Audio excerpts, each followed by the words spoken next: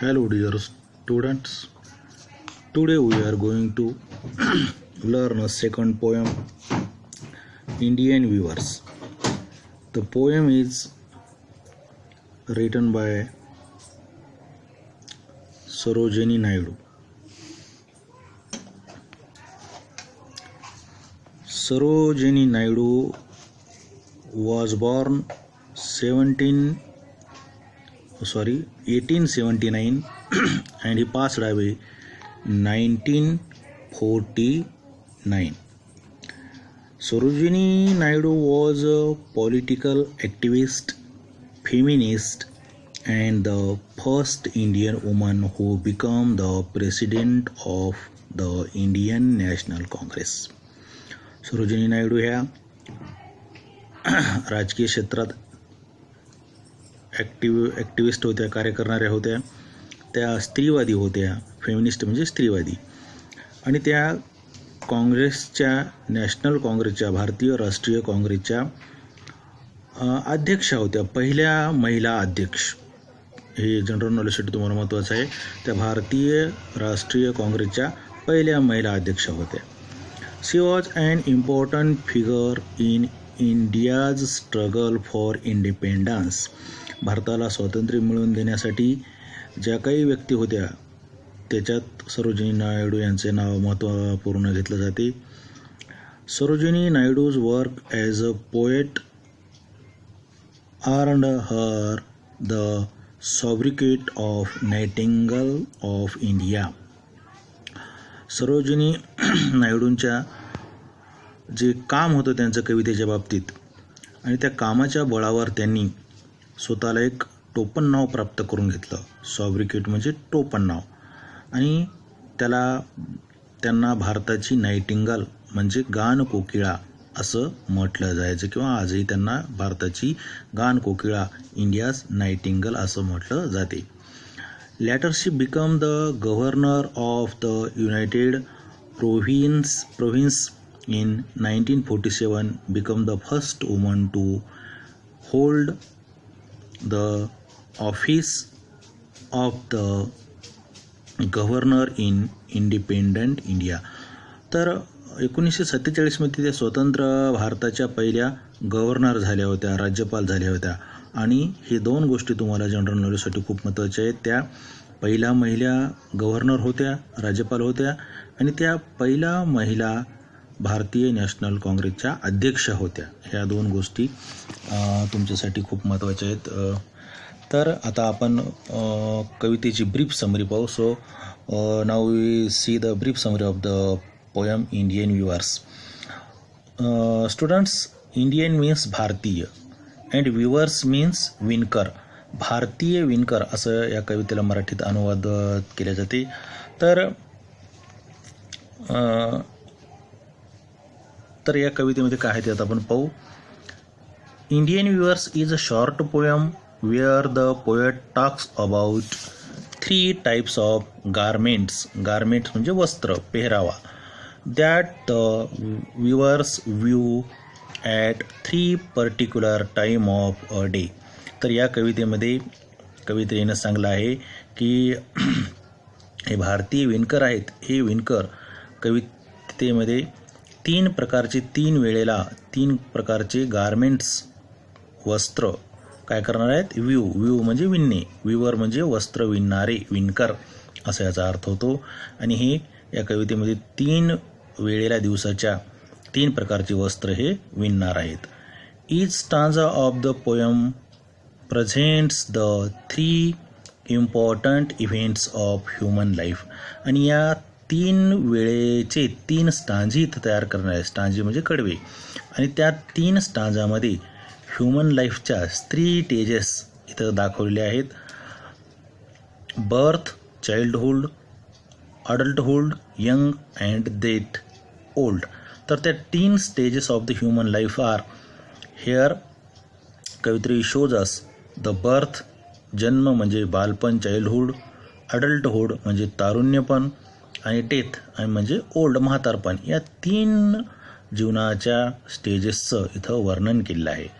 The colours mentioned in the stanzas are very significant. as they indicate the moods related to the events. आणि या प्रत्येक स्टांजामध्ये कवित्रीने 3 प्रकारचे moods दाखवले आहेत आणि हे जे मूड्स आहेत they are related to the human life, birth, adulthood and death, means childhood, young one and old. ह्या 3 stage of human life they are shown us with the 3 times of the day. तर 3 दिवसाच्या 3 वेळेचं symbol वापरून कवितेनं जीवनाच्या 3 stages आपल्या इथं दाखवलेले आहेत. त्याच्याबद्दल आता कवितेमध्ये आपण डिटेल्स पाहणार आहोत. सो इंडियन व्ह्युअर्स मीन्स भारतीय विणकर. So student, Indian weavers weaving a break of day. Why do you weave a garment so gay, blue as the wing of halcyon wild? We weave the robes of a newborn child. In this poem there are 3 stanzas, and in the first stanza poet asks to the weavers what she says. She says, weavers weaving at break of day, why do you weave a garment so gay? She says to the weavers, what are you weaving at early in the morning, and the garment you are weaving, it is a very gay, happy. म्हणजे कवयित्री काय म्हणताय की विवर्सला, विणकरांनो, तुम्ही एवढ्या सकाळी break of the day म्हणजे early in the morning, dawn, आपण त्याला डॉन असं म्हणतो, DAWN, डॉन म्हणजे पहाट. तर या सकाळी सकाळी तुम्ही हे जे गारमेंट आहे, गारमेंट म्हणजे वस्त्र, हे वस्त्र तुम्ही कशासाठी विणत आहात, कोणासाठी विणत आहात, आणि ते कसं आहे, सो गे म्हणजे व्हेरी हॅपीली, खूपच सुंदर असं वस्त्र तुम्ही सकाळी सकाळी कोणासाठी विणत आहात, असा ती प्रश्न त्या विणकरांना करते. Blue as the wing of halcyon wild, we weave the robes of a newborn child. And the weavers answer the poetess, आणि ते कवित्रीला उत्तर देतात. काय म्हणतात? Blue as the wing of halcyon wild. आम्ही काय करतो आहोत, ब्ल्यू निळ्या रंगाचं असं वस्त्र विणत आहोत, जे कसं आहे, wing of halcyon wild. Halcyon means is the name of a bird which we called as a kingfisher. हे एका पक्ष्याचं नाव आहे ज्याला आपण किंगफिशर किंवा खंड्या पक्षी या नावानं ओळखत असतो. आणि त्या पक्ष्याचे पंख कसे असतात, ब्ल्यू असतात, रंगीबेरंगी असतात. तुम्ही तो पक्षी पाहिला असेल किंवा पाहून घ्या, त्याला आपण किंगफिशर या नावानं ओळखत असतो. आणि असं आम्ही निळ्या रंगाचं सुंदरसं वस्त्र आम्ही विणत आहोत. कोणासाठी विणत आहोत? We weave the robes means एक प्रकारचं आंगडो टोपरं किंवा आपण त्याला झगा असं म्हणू. कोणासाठी विणत आहोत? The ropes of a new born child. एक तास नुकत्या जन्मलेल्या आम्ही बालकांसाठी काय करत आहोत, एक रोप तयार करत आहोत. आणि ते कसं आहे, it is looks like a wing of halcyon wild, is bluish colours. निळ्या रंगाचं आम्ही काय करत आहोत, इथं हॅल्शियन वाईल्डच्या रंगाचं एक रोब, एक वस्त्र, एक झगा, आंगडो टोपरं आम्ही न्यूबॉर्न चाइल्डसाठी बनवत आहोत. So dear student, the weavers is the word indicates as a विणकर. विणकरला हा शब्द आपण इथं पाहिला आहे. परंतु इथं कवित्रीनं मानवी जन्माच्या 3 स्टेजेस दाखवले आहेत, चाइल्डहूड, यंगहूड अँड अडल्टहूड. तर ह्या 3 स्टेजेसचं वर्णन या कवितेमध्ये केलं आहे. तर हा विवर्स म्हणजे विणकर. जसं मानवाला जन्म देणारा विवर असतो, ज्याला आपण क्रिएटर म्हणतो, ज्याला आपण मेकर म्हणतो, ज्याला आपण गॉड म्हणतो, लॉर्ड म्हणतो, त्याच्या हे इथं वर्णन केलं आहे. जसं विणकर एका कपड्याला जन्म देते, तसं मानवाला जन्म देण्याचं काम हा आपला मेकर, आपला लॉर्ड, आपला ईश्वर करत असतो. आणि त्याचं इथं मानवी जीवनाची आणि आपल्या ऑलमायटीचं, आपल्या ऑलमायटी म्हणजे ईश्वर, मेकर, क्रिएटर, याचं कवीनं काय केलं आहे, इथं कवित्रीनं कॉम्बिनेशन केलं आहे. She combined weavers with almighty. So we have seen the first stanza. So next we see the second stanza. There are also 4 lines.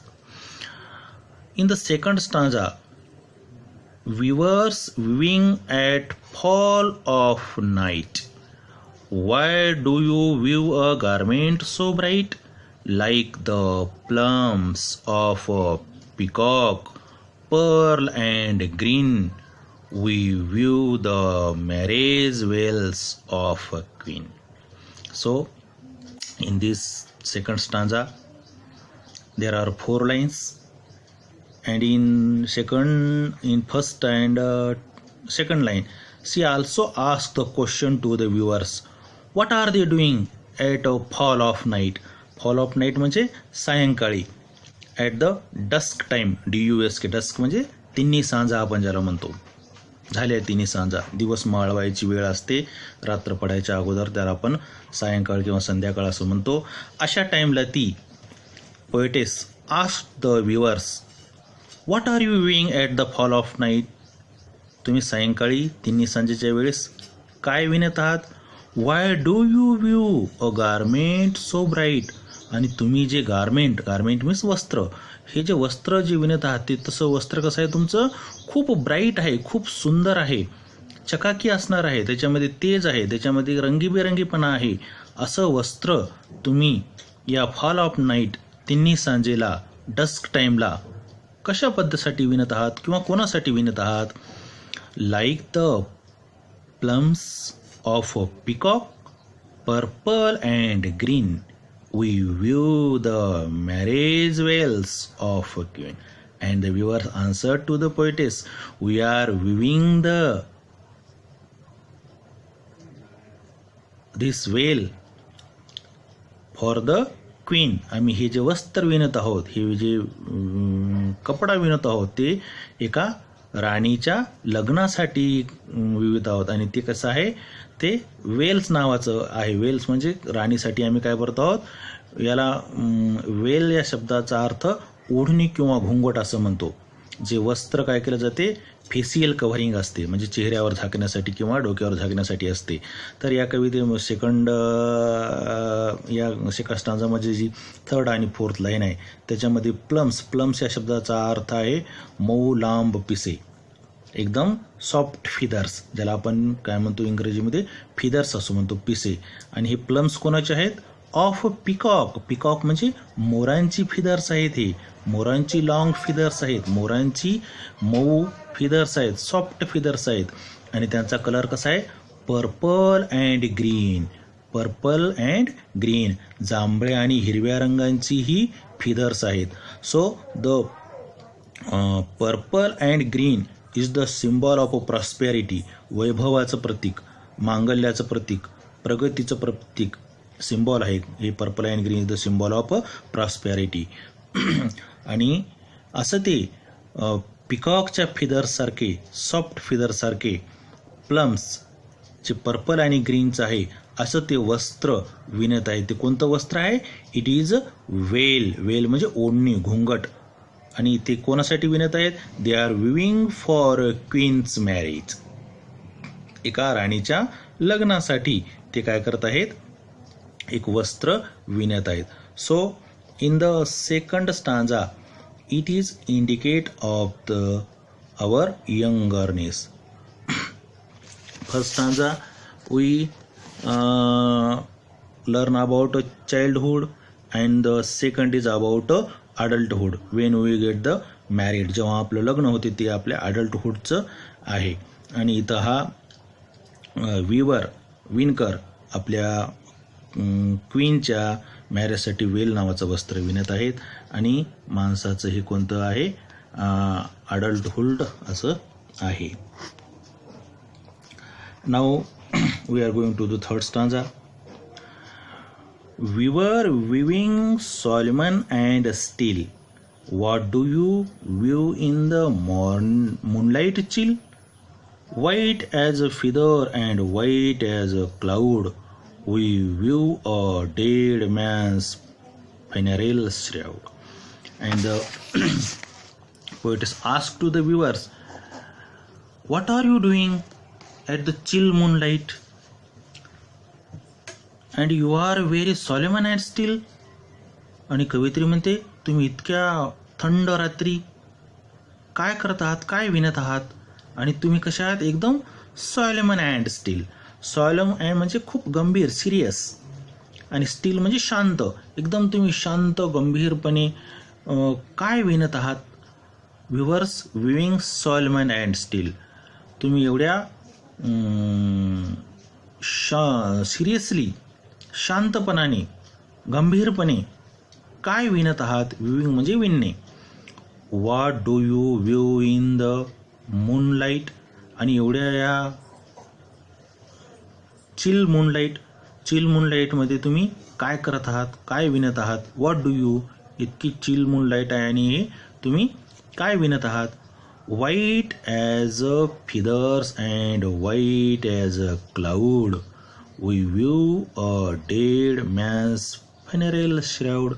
And the viewers answered to the poetess. They said, we are viewing a funeral shroud. आम्ही काय करत आहोत, एका दफनविधीसाठी श्राऊड विणत आहोत. श्राऊड म्हणजे SHROUD. श्राऊड means कफन, ज्याला आपण प्रेत वस्त्र म्हणतो, जे डेड व्यक्तीला गुंडाळलं जाते, मृत व्यक्तीला गुंडाळलं जाते. आणि फनेरेल FUNERAL, फनेरेल मीन्स दफनविधी, अंत्यसंस्काराच्या विधी, असं त्याचा अर्थ आहे. आणि ते काय म्हणत आहेत, आम्ही काय करत आहोत, white as a feather and white as a cloud. आम्ही जे विणणारं वस्त्र आहे ते कसं आहे, व्हाईट ॲज अ फिदर, व्हाईट रंगाचं, जसं की फिदरसारखं, पांढरे शुभ्र जसे पक्षाचे पंख असतात फिदर्स, तसं व्हाईट ॲज अ क्लाउड, आणि पांढरे शुभ्र क्लाउडसारखं. Here the symbol of white cloud is a futility, निष्फळता, ज्याच्यामध्ये काहीच नसते. पांढरे क्लाउड कसे असतात, विदाऊट रेन ड्रॉप्स, त्यांच्यामध्ये पाणी नसते, काही नसते, बिनकामाचे असतात, ओनली शोईनेस असतात. तसं आम्ही हे पांढरं वस्त्र, आता ज्याचं काही काम नाही, ज्या व्यक्तीचा डेड झाला आहे, अंत झाला आहे, अशा व्यक्तीसाठी आम्ही, and the white is a symbol of calmness, शांत, निश्चित पडणे, असं त्याचा अर्थ असते. तर त्याच्यासाठी आम्ही काय करतो आहोत, हे श्राऊड विणत आहोत, कफन विणत आहोत, प्रेत वस्त्र आम्ही विणत आहोत. We weave a dead man's funeral shroud. आणि आम्ही काय करतो आहोत, जो व्यक्ती मेलेला आहे त्याच्या फनेरेलसाठी, अंत्यविधीसाठी आम्ही हे श्राऊड तयार करत आहोत. So we have seen this poem. It is very nicely poem written by Sarojini Naidu, and it indicates the 3 stages of life, that is childhood, adulthood and death. And the poetess, it says that as the viewer means maker, Lord, view the clothes of our various stages of life. आपल्या जीवनाच्या 3 वेगवेगळ्या स्टेजेसमध्ये वेगवेगळ्या प्रकारचे cloth म्हणजे कार्य करत असते. As childhood we become very happy, we are childish, and in adulthood, in younghood we become energetic, bright, powerful, we do our activities, and in the old stage we are become very chill, solemn, still, and as this way she shows our 3 stages of life. तर मित्रांनो, या कवितेमध्ये अशा प्रकारचं हे कवित्रीनं वर्णन केलं आहे. आणि या कवितेमध्ये जे 3 स्टांजा आहेत, या 3 स्टांजाचं जे रायमिंग स्कीम आहे ते ABAB असं आहे. पहिल्या स्टांजामध्ये डे गे ही रायमिंग स्कीमची जोडी आहे. सेकंड स्टांजामध्ये वाईल्ड चाइल्ड ही जोडी आहे, ज्याला AABB असं नाव आहे. As like this in the second stanza also night bright AA, green queen BB, and in the third stanza also still, chill, cloud, shroud. Still A, chill A, cloud B, shroud B, अशी rhyming scheme आहे. तर तुम्हाला poem आवडली असेल असं गृहीत धरतो. काही क्युरीज असतील तर मला पर्सनली तुम्ही विचारा. चॅनलला लाईक करा, सबस्क्राईब करा. Okay, thank you.